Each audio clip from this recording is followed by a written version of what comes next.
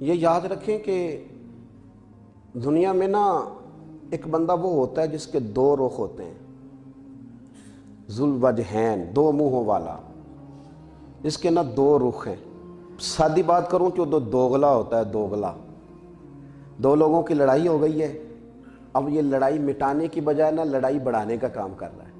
اسے گیا ہے تو اسے بھی جا کے دو چار سنایا ہے اور یہ بھی ثابت کرایا کہ میں ہوں تیرے ساتھ ہی، اور پھر ادھر آیا ہے تو ادھر آ کے دوسرے کو بھی یہ ثابت کرایا کہ میں تیرے ساتھ ہی ہوں، اور لڑائی تھوڑی بڑھا آیا ہے۔ دوغلا پالیسی، دوغلا پالیسی۔ میں کس تکلیف کے ساتھ یہ بات کروں کہ ہمارے ملک کی سیاست جب سے میلی کچیلی ہوئی تو عوام کے اندر بھی یہ روگ آیا۔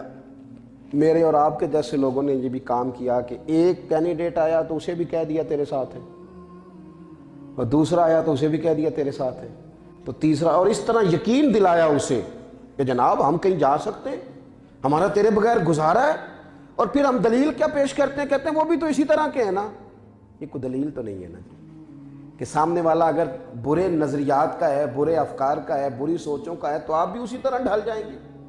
دوغلا پالیسی اختیار کرنا، زیادہ باتیں کرنے کے شوقین لوگ اپنی زبان کا غلط استعمال کرتے ہیں، نفاق کا مظاہرہ کرتے ہیں، لڑائیاں بڑھاتے ہیں۔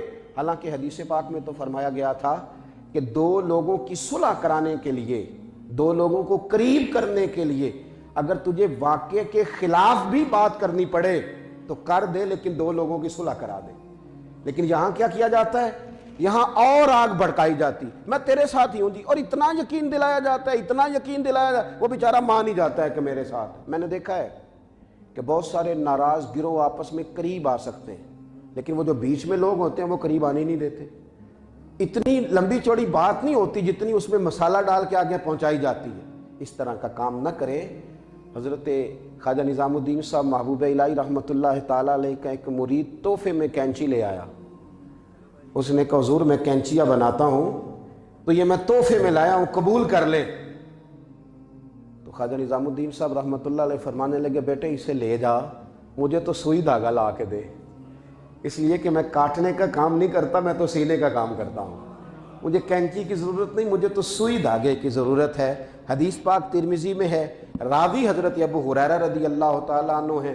اللہ کے پیارے رسول صلی اللہ تعالیٰ علیہ وسلم نے فرمایا قیامت کے دن اللہ تعالیٰ کے نزدیک سب سے بدترین وہ شخص ہوگا جو دو منہوں والا ہے، جو دو رخ والا ہے۔ دو منہوں والا آدمی قیامت کے دن اللہ کے نزدیک سب سے زیادہ بدترین ہوگا۔